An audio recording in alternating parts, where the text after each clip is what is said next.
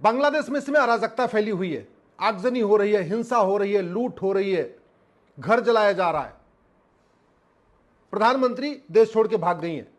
बांग्लादेश के संस्थापक शेख मुजीबुर रहमान की मूर्ति तोड़ दी गई है। पुलिस ने, वहां की सेना ने पूरी कमान अपने हाथ में ले लिया है। भारत में भी ऐसे आंदोलन होते रहे, कभी भारत ने तख्ता पलट किया क्या? कभी भारत के किसी प्रधानमंत्री को भागना पड़ा क्या? कभी भारत के राष्ट्रपति को भागना पड़ा क्या? कभी भारत के चीफ जस्टिस को भागना पड़ा क्या? नहीं। इसलिए मैं भारत के माननीय सांसदों, विधायकों, मंत्रियों, हाई कोर्ट के जजों और सुप्रीम कोर्ट के जजों से बहुत विनम्रता पूर्वक निवेदन कर रहा हूं कि आप पूरी दुनिया में जो हो रहा है उसको समझिए और उसके हिसाब से भारत के लिए योजना बनाइए। पाकिस्तान भारत का हिस्सा था, 1947 में वो हिंदुस्तान कहलाता था। कितनी बार सेना ने वहां पे तख्ता पलट कर दिया, कितनी वहां पे पॉलिटिकल अनस्टेबिलिटी है, कितनी बार वहां पे सुप्रीम कोर्ट का फैसला पलटा गया, कितना ज्यादा वहां आतंकवाद है, जिहाद है, मजहबी उन्माद है, कितने बड़े पैमाने पे वहां पे हिंदुओं को खत्म किया गया। बांग्लादेश को देख लीजिए, 1947 में बांग्लादेश भी हिंदुस्तान था, ईस्ट बंगाल था, ईस्ट बंगाल बांग्लादेश बन गया, वेस्ट पंजाब जाके पाकिस्तान बन गया। बांग्लादेश की स्थिति आज आप देख लीजिए। गंधार दुर्योधन का ननिहाल अफगानिस्तान भी हिंदू राष्ट्र था। अभी आपने कुछ ही समय पहले देखा था किस तरीके से लोग हवाई जहाज का टायर पकड़ पकड़ के भाग रहे थे।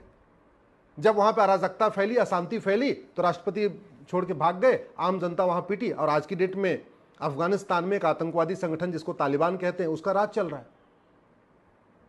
भारत में संविधान चल रहा है क्योंकि यहां हिंदू बहुसंख्यक है। भारत में लोकतंत्र है क्योंकि यहां हिंदू बहुसंख्यक है। भारत में राजनीतिक स्थिरता है क्योंकि भारत में हिंदू बहुसंख्यक है। भारत में सबको समान न्याय मिलता है क्योंकि हिंदू बहुसंख्यक है। भारत में सबको समान अवसर मिलता है क्योंकि हिंदू बहुसंख्यक है। भारत के 80% बूथों पे शांति से इलेक्शन हो जाता है क्योंकि भारत में उन बूथों पे हिंदू बहुसंख्यक है। भारत में जहाँ जहाँ हिंदू खत्म हुआ है वहाँ पे पॉलिटिकल बूथों पे हिंसा भी होती है। आप बंगाल में देख लीजिए, कश्मीर में देख लीजिए, बाकी स्थानों पे देख लीजिए। तो ये बहुत सोचने की बात है कि भारत का भविष्य 20-25 साल के बाद क्या होगा। आज की डेट में हम भी बहुत तेजी के साथ उसी रास्ते पे जा रहे हैं जिस रास्ते पे कभी पाकिस्तान में हुआ था और बांग्लादेश में हुआ था। चलो और छोड़ लीजिए, ब्रिटेन में, इंग्लैंड में आगजनी फैली हुई है, फ्रांस में इसके पहले आगजनी फैल चुकी है, यूरोप में पूरी आगजनी फैली हुई है। कौन फैला रहा है? बाकी यूरोप और इंग्लैंड में आगजनी कौन फैला रहा है? घुसपैठी है। और भारत में तो 5 करोड़ घुसपैठी 2017 में आ गए थे। मेरी पीआईएल सुप्रीम कोर्ट में पेंडिंग है। भारत की सभी राज्य सरकारों को नोटिस जारी हुआ है, केंद्र सरकार को नोटिस जारी हुआ है। ये बड़े दुख की बात है कि आज तक किसी न राज्य सरकार ने बताया कि घुसपैठियों को निकालने पर उनकी क्या योजना है, न केंद्र सरकार ने बताया। तो ये बहुत बड़ा अलर्ट है। हमको अफगानिस्तान से भी सीखना चाहिए, पाकिस्तान से भी सीखना चाहिए, बांग्लादेश से भी सीखना चाहिए, इंग्लैंड में जो हो रहा है उससे भी सीखना चाहिए, और यूरोप में जो हो रहा है उससे भी सीखना चाहिए। ये भारत में जो कहते ना हिंदू हिंसक होता है, अरे हिंदू हिंसक होता तो आज की डेट में भारत में बहुत कुछ चेंज हो गया होता। हिंदू हिंसक नहीं है, इसीलिए भारत में संविधान है, भारत में कानून है। सुप्रीम कोर्ट जो फैसला देता है वो बाकायदा इंप्लीमेंट हो जाता है। संसद में जो कानून बनते हैं वो भी अडॉप्ट हो जाते हैं। नहीं तो हमने सीए कानून में देखा हुआ था, एक सीए कानून बना था, कैसे देश में पूरी आगजनी हो गई थी, और आज तक उस सीए के कारण, सीए कानून बनने के बाद भी भारत में रह रहे जितने शरणार्थी थे बेचारे, पाकिस्तान, बांग्लादेश, अफगानिस्तान को नागरिकता आज तक भी सबको नहीं मिल पाई है। समाधान क्या है? मैं बार बार कहता हूं, दल गुलामी छोड़ दीजिए, नेताओं की गुलामी छोड़ दीजिए। नहीं तो जैसे अफगानिस्तान के राष्ट्रपति फुर्र हो गए थे, भाग गए थे जब वहां हिंसा बढ़ी, आज बांग्लादेश की प्रधानमंत्री भी अपना सुरक्षित निकल गई हवाई जहाज लेके, पाकिस्तान में भी मुशर्रफ निकल गए थे अपना हवाई जहाज लेके। जिस दिन भारत में आगजनी बढ़ेगी, भारत में हिंसा बढ़ेगी, तो जिन नेताओं के भरोसे आप बैठे हुए हैं, जिन पॉलिटिकल पार्टियों के आप भरोसे बैठे हुए हैं, जिनकी आप सुबह से लेकर शाम तक जय जयकार कर रहे हैं, ये आपको बचाने के लिए आप नहीं आएंगे, ये सबसे पहले जाएंगे। जैसे बांग्लादेश की जैसे आगजनी बढ़ी, बांग्लादेश के प्रधानमंत्री निकल गई, पाकिस्तान में आगजनी बढ़ी, वहां राष्ट्रपति निकल गए, अफगानिस्तान में आगजनी बढ़ी, वहां के राष्ट्रपति निकल गए। वहां बची कौन मरने के लिए, पिटने के लिए, अत्याचार के लिए बची कौन, अत्याचार सहने के लिए? वहां की जनता। तो यही हालत आपके भी साथ होगा। इसलिए मैं आपसे निवेदन कर रहा हूं, दल गुलामी छोड़ दीजिए, पार्टियों की गुलामी छोड़िए, नेताओं की जय जयकार छोड़िए, कठोर कानून की मांग करिए। भारत के 9 राज्यों की डेमोग्राफी बदल चुकी है। 800 जिलों में से 200 जिलों की डेमोग्राफी बदल चुकी है। 6000 तहसीलों में से 1500 तहसीलों की डेमोग्राफी बदल चुकी है। इसका मतलब यह हुआ 25% राज्यों की डेमोग्राफी, 25% जिलों की और 25% तहसीलों की। तो जो ये 25% जिलों से, 25% तहसीलों से, 25% राज्यों से हिंदू खत्म हुए हैं, वहां की स्थिति क्या है ये कहने की जरूरत नहीं है। समाधान क्या है? सबसे पहले घुसपैठ के खिलाफ कठोर कानून बनाया जाए, घुसपैठ को राष्ट्र की सुरक्षा के लिए खतरा घोषित किया जाए, घुसपैठ को देश की एकता अखंडता के लिए खतरा घोषित किया जाए, घुसपैठ को देशद्रोह घोषित किया जाए, घुसपैठ को वेजिंग वॉर डिक्लेयर किया जाए, घुसपैठ को ऑर्गेनाइज क्राइम डिक्लेयर किया जाए और घुसपैठियों और उनके मददगारों के खिलाफ एनएसए, यूएपीए, वेजिंग वॉर, देशद्रोह और गैंगस्टर एक्ट लगाया जाए। घुसपैठियों और उनके मददगारों की 100% संपत्ति जब्त किया जाए, उनकी नागरिकता खत्म किया जाए, उनको आजीवन कारावास, फांसी दिया जाए, वो भी फटाफट 1 साल के अंदर।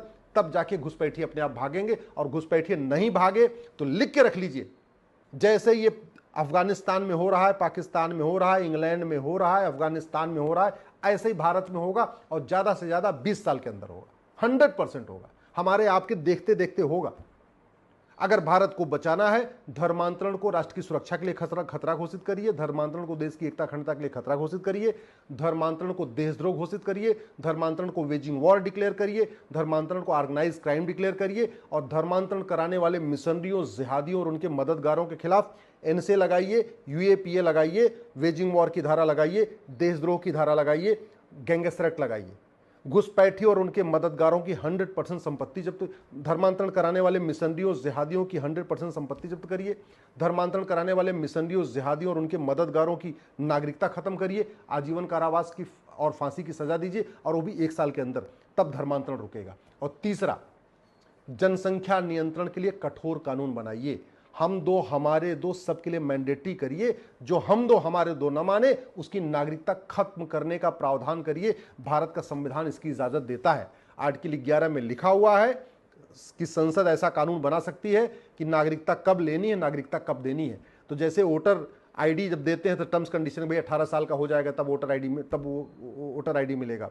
पासपोर्ट देते हैं, टर्म्स कंडीशन होती है। ड्राइविंग लाइसेंस देते हैं तो भी टर्म्स कंडीशन होती है। अगर आदमी नहीं मानेगा तो उसका ड्राइविंग लाइसेंस सीज हो जाएगा। अगर पासपोर्ट का वायलेशन करोगे, पासपोर्ट सीज हो जाएगा।